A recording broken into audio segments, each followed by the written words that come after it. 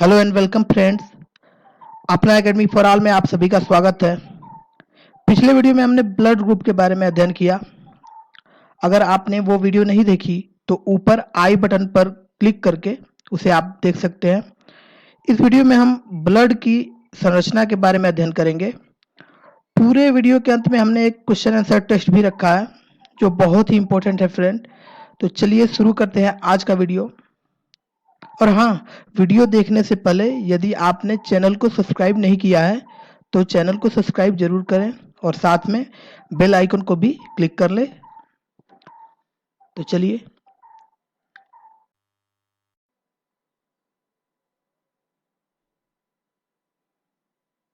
तो फ्रेंड्स, मानव का जो रक्त है वह निम्नलिखित तत्वों से मिलकर बना होता है। इसमें पहला है प्लाज्मा, दूसरा है रक्त कोशिका यानी ब्लड सेल्स। प्लाज्मा रक्त में 55 से 60% तक पाया जाता है, वही रक्त कोशिकाएं 40 से 45% तक पाया जाता है। प्लाज्मा में 90% जल और 10% अन्य पदार्थ होते हैं। रक्त कोशिकाएं आरबीसी, डब्ल्यूबीसी और प्लेटलेट्स यानी रक्त कणिकाओं से मिलकर बनी होती है। यहाँ फ्रेंड्स आप प्रस्तुत फिगर में देख सकते हैं कि जो यह हल्का पीला द्रव है वह प्लाज्मा है, जिसकी मात्रा लगभग 55% तक है। इसमें प्लेटलेट्स और रेड ब्लड सेल भी अवेलेबल है। और ये जो lymphocyte, basophil, eosinophil, monocyte, neutrophil आप देख सकते हैं, ये डब्ल्यूबीसी के टाइप्स हैं। डब्ल्यूबीसी के अलग अलग प्रकार हैं। आगे हम मानव रक्त में प्लाज्मा की बात करेंगे। तो प्लाज्मा हल्के पीले रंग का क्षारीय एवं निर्जीव तरल है। तो ये पैकेट भरा पीला द्रव देख सकते हैं, ये प्लाज्मा है फ्रेंड्स। रक्त प्लाज्मा में लगभग 7% प्रोटीन है। प्लाज्मा में उपस्थित प्रोटीन एल्बुमिन, ग्लोबुलिन, प्रोथ्रोम्बिन तथा फाइब्रिनोजिन है। इसके अतिरिक्त hormone, vitamin, heparin, urea, glucose, वसी अम्ल, ग्लिसरॉल, एंटीबॉडीज आदि रहते हैं। प्लाज्मा में उपस्थित कार्बनिक पदार्थों में सोडियम, कैल्शियम, सल्फेट तथा क्लोराइड आदि पाए जाते हैं। प्लाज्मा शरीर के ताप को नियंत्रित रखता है तथा घाव भरने में सहायक होता है। जब प्लाज्मा से फाइब्रिनोजिन नामक प्रोटीन निकाल लिया जाता है तो शेष प्लाज्मा को सीरम कहते हैं। तो यदि प्लाज्मा से फाइब्रिनोजिन प्रोटीन निकाल लिया जाए तो उसे हम सीरम कहेंगे। फाइब्रिनोजिन रक्त का थक्का बनाने में सहायक प्रोटीन है। अब आगे आरबीसी यानी रेड ब्लड सेल, इसका साइंटिफिक नेम एरिथ्रोसाइट्स भी है फ्रेंड्स। आरबीसी में हीमोग्लोबिन नामक प्रोटीन उपस्थित होता है, जिसके कारण इसका रंग लाल होता है। आरबीसी का मुख्य कार्य ऑक्सीजन का परिवहन होता है। स्तनधारियों के आरबीसी में केंद्रक नहीं पाया जाता, कैमल और लामा को छोड़कर। तो फ्रेंड्स, ऊंट और लामा ऐसे प्राणी है जिनके आरबीसी में केंद्रक पाया जाता है। अब कैमल यानी ऊंट की हम लोग बात कर लेते हैं।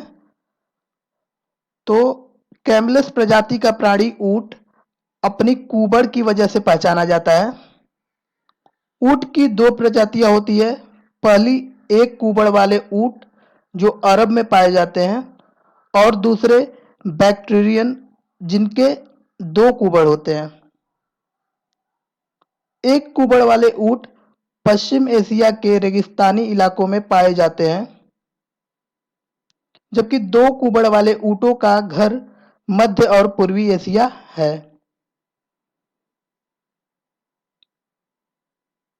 अब बात करते हैं लामा की फ्रेंड्स। तो लामा एक कैमिलिड पशु है जो दक्षिण अमेरिका में पाया जाता है। इसे एक पालतू पशु के रूप में प्राचीन लोगों के द्वारा प्रागैतिहासिक काल से भी पहले से पाला जाता रहा है और यह उनकी बोझा ढोने, ऊन और मांस की आवश्यकताओं को पूरा करता था। पूर्ण विकसित लामा की ऊंचाई 5.5 फुट से 6 फुट तक होती है। अब आरबीसी का जीवन काल 120 दिनों का होता है। पुरुषों में आरबीसी की संख्या लगभग 50 से 55 लाख घन मिमी, जबकि महिलाओं में आरबीसी की संख्या 40 से 45 लाख घन मिमी यानी मिलीमीटर होता है। भ्रूण अवस्था में आरबीसी का निर्माण लीवर, यकृत तथा स्प्लीन यानी प्लीहा में होता है। तो आरबीसी का निर्माण लीवर और स्प्लीन यानी प्लीहा में होता है। हीमोग्लोबिन में पाया जाने वाला आयरन कंपाउंड हीमेटीन है। सोते समय आरबीसी की मात्रा कम हो जाती है, जबकि ऊंचाई पर जाने पर आरबीसी की मात्रा बढ़ जाती है। आरबीसी की संख्या हीमोसाइटोमीटर से मापते हैं। आरबीसी की कमी से होने वाले रोग एनीमिया तथा जॉन्डिस है। आरबीसी जब मृत हो जाते हैं तब इसका पाचन लीवर में होता है और फिर अवशेष स्प्लीन प्लीहा में जमा होता है। इसलिए इस प्लीहा को आरबीसी का शमशान घाट या कब्रगाह कहते हैं। स्प्लीन अर्थात प्लीहा को ब्लड बैंक ऑफ बॉडी भी कहते हैं। बात करते हैं डब्ल्यूबीसी यानी ल्यूकोसाइट्स की।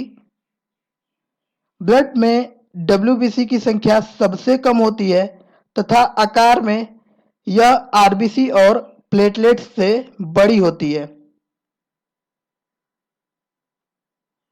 इसका मुख्य कार्य शरीर की प्रतिरक्षा तंत्र एंटीबॉडी का निर्माण करना है, अतः इसे शरीर का पुलिस कर्मचारी कहते हैं।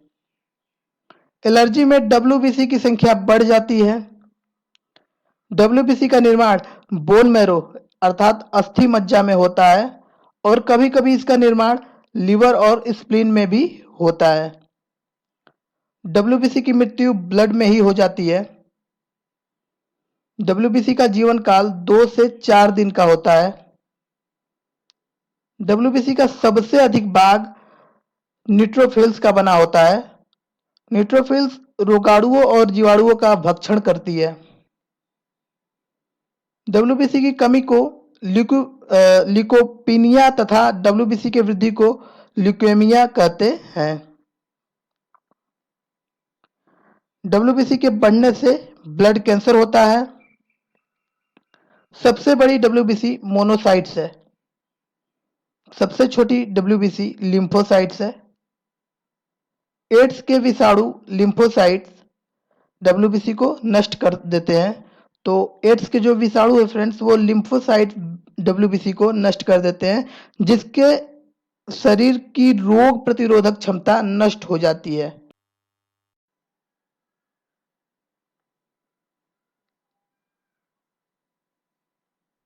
आगे बात करते हैं प्लेटलेट्स की।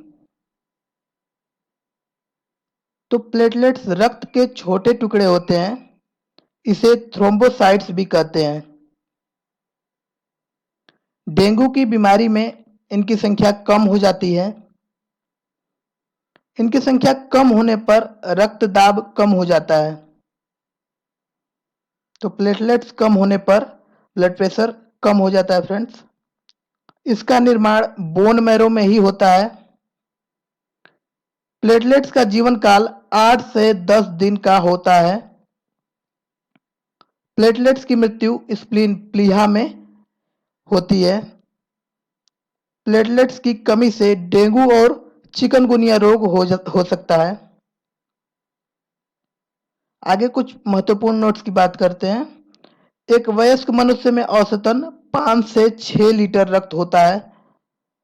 मानव शरीर में ब्लड की मात्रा शरीर के भार का लगभग 7% होता है। रक्त का पीएच 7.4 है। महिलाओं में पुरुषों की अपेक्षा हाफ लीटर कम ब्लड होता है। इसका तात्पर्य फ्रेंड्स कि पुरुषों में महिलाओं की अपेक्षा हाफ लीटर अधिक ब्लड होता है। कॉकरोच के रक्त का रंग सफेद उसमें उपस्थित हीमोलिम्फ के कारण होता है। जैसे हमारा रक्त हीमोग्लोबिन के कारण लाल होता है फ्रेंड्स, वैसे ही कॉकरोच का रक्त हीमोलिम्फ के कारण सफेद होता है। ऑक्टोपस के रक्त का रंग नीला होता है। रक्त का थक्का जमाने वाला मुख्य प्रोटीन फाइब्रिनोजीन है। हिपेरिन के कारण मानव रक्त शरीर के अंदर नहीं जमता। मानव रक्त में सबसे ज्यादा पाए जाने वाला कोशिका आरबीसी है। आरबीसी मानव रक्त की सबसे छोटी कोशिका है, जबकि डब्ल्यूबीसी सबसे बड़ी कोशिका है। संख्या के आधार पर आरबीसी, डब्ल्यूबीसी व प्लेटलेट्स का क्रम इस प्रकार है। आरबीसी सबसे बड़ा, फिर प्लेटलेट्स और सबसे छोटा डब्ल्यूबीसी। तो संख्या के आधार पर आरबीसी सबसे बड़ा है व डब्ल्यूबीसी सबसे छोटा। आकार के आधार पर आरबीसी, डब्ल्यूबीसी व प्लेटलेट्स का क्रम इस प्रकार है। तो डब्ल्यूबीसी सबसे बड़ा, फिर प्लेटलेट्स, उसके बाद आरबीसी सबसे छोटा। तो डब्ल्यूबीसी आकार में बड़ा होता है। आरबीसी और डब्ल्यूबीसी का अनुपात 600 संबंधे 1 है, यानी 600 आरबीसी यदि होंगे तो 1 डब्ल्यूबीसी होगा। स्वस्थ मनुष्य का रक्त दाब 120/80 mmHg होता है। अब बारी है फ्रेंड्स मल्टीपल चॉइस क्वेश्चंस यानी हमारे क्वेश्चन आंसर टेस्ट की। तो फर्स्ट क्वेश्चन है फ्रेंड्स, एड्स के विषाणु किसे नष्ट कर देते हैं? पहला है न्यूट्रोफिल, दूसरा है बेसोफिल, तीसरा है मोनोसाइट या चौथा है लिम्फोसाइट्स। तो फ्रेंड्स इसका सही आंसर है लिम्फोसाइट्स। तो एड्स के विषाणु लिम्फोसाइट्स डब्ल्यूबीसी को नष्ट कर देते हैं, जिससे शरीर की रोग प्रतिरोधक क्षमता नष्ट हो जाती है। तो एड्स के जो विषाणु होते हैं वो डब्ल्यूबीसी का जो लिम्फोसाइट्स होता है उसको नष्ट कर देते हैं, जिससे शरीर की रोग प्रतिरोधक क्षमता नष्ट हो जाती है। डब्ल्यूबीसी का सबसे अधिक भाग न्यूट्रोफिल्स का बना होता है। न्यूट्रोफिल्स रोगाणुओं और जीवाणुओं का भक्षण करती है। वही बात करें बेसोफिल की, तो एलर्जी से निपटने हेतु बेसोफिल डब्ल्यूबीसी का कार्य करता है।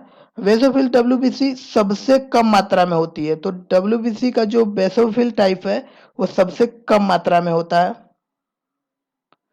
मोनोसाइट्स, मोनोसाइट सफेद रक्त कोशिकाओं का एक प्रकार है जो कि शरीर की वृद्धि करने और सूजन को समाप्त करने में एक प्रमुख भूमिका निभाता है। तो मोनोसाइट सफेद डब्ल्यूबीसी का एक प्रकार है जो कि शरीर की वृद्धि करने और सूजन को समाप्त करने में एक प्रमुख भूमिका निभाता है फ्रेंड्स।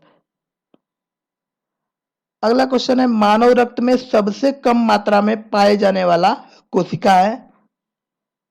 फर्स्ट है डब्ल्यूबीसी यानी व्हाइट ब्लड सेल, सेकेंड है रेड ब्लड सेल, थर्ड है प्लेटलेट्स और फोर्थ है प्लाज्मा। तो इसका सही आंसर है फ्रेंड्स डब्ल्यूबीसी। आरबीसी मानव रक्त की सबसे छोटी कोशिका है, जबकि डब्ल्यूबीसी सबसे बड़ी कोशिका है। मानव रक्त में सबसे ज्यादा मात्रा में पाया जाने वाला कोशिका आरबीसी है, जबकि सबसे कम मात्रा में पाया जाने वाला डब्ल्यूबीसी। संख्या के आधार पर क्रम आरबीसी सबसे बड़ा है, फिर प्लेटलेट्स है, उसके बाद डब्ल्यूबीसी। वही आकार के आधार पर डब्ल्यूबीसी सबसे बड़ा है, फिर प्लेटलेट्स, उसके बाद सबसे छोटा आरबीसी। तो मानव रक्त में सबसे कम मात्रा में पाया जाने वाला कोशिका WBC है फ्रेंड्स। तो इसका आंसर है क्वेश्चन ऑप्शन 1। अगला क्वेश्चन है आरबीसी की खोज किस वैज्ञानिक ने की है? पहला है लैंड स्टीनर, दूसरा विलियम हार्वे, तीसरा वाटसन या चौथा एंटोनी ल्यूवेनहॉक। तो इसका सही आंसर है फ्रेंड्स एंटोनी ल्यूवेनहॉक। तो आरबीसी की खोज एंटोनी ल्यूवेनहॉक ने किया था। वही रक्त परिसंचरण की खोज विलियम हार्वे ने किया था और ब्लड ग्रुप्स की खोज लैंड स्टीनर ने किया था। वही डीएनए की आणविक संरचना का मॉडल देने वाले वाटसन और क्रिक थे।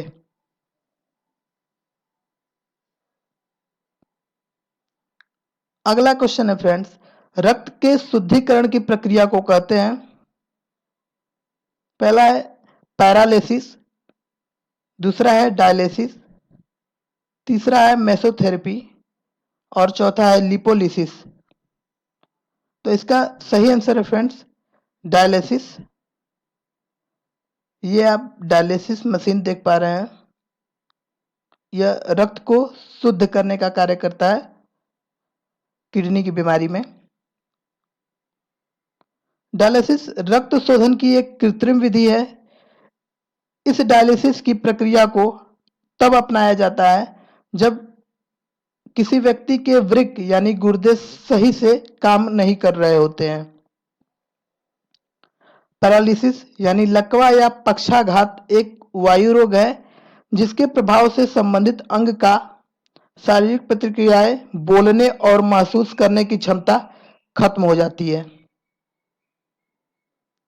मेसोथेरेपी बिना शल्य क्रिया के औषधियों के द्वारा की जाने वाली एक कृत्रिम सौंदर्य चिकित्सा है। इस क्रिया के तहत त्वचा के निचले मांसल भाग में इंजेक्शन के द्वारा कई तरह के फार्मास्यूटिकल पौधों से निकलने वाली और होम्योपैथिक दवाएं दी जाती है। लिपोलिसिस एक कोशिकीय प्रक्रिया है जो वसा ट्राइग्लिसराइड्स को मुक्त फैटी एसिड और ग्लिसरॉल अणुओं में तोड़ देती है। लाइपोलिसिस लाइपेज एंजाइम द्वारा संचालित होता है। यह एक हाइड्रोलिसिस प्रक्रिया है। अगला क्वेश्चन है निम्न में रक्त दाब मापी यंत्र कौन सा है? पहला है फेदोमीटर, दूसरा है स्फिग्नोमेनोमीटर, तीसरा है एनीमोमीटर और चौथा है अमीटर। तो स्फिग्नोमेनोमीटर रक्तदाब मापी यंत्र होता है फ्रेंड्स। यहां आप स्फिग्नोमेनोमीटर का चित्र देख पा रहे होंगे। स्फिग्नोमेनोमीटर का प्रयोग रक्तचाप मापने के लिए किया जाता है। फेदोमीटर का उपयोग महासागरीय गहराई मापने में किया जाता है। वही एनीमोमीटर या पवन वेग मापी यंत्र ऐसा यंत्र होता है जो किसी स्थान पर बहने वाली हवा की गति को माप सकता है। अमीटर परिपथ की किसी शाखा में बहने वाली विद्युत धारा को मापने वाला यंत्र है। तो विद्युत धारा को मापने वाला यंत्र अमीटर है। तो thank you for watching friends. और यदि आपने अपना एकेडमी फॉर ऑल को सब्सक्राइब नहीं किया है तो इसे सब्सक्राइब जरूर करें। तो मिलते हैं अगले वीडियो में। शुक्रिया।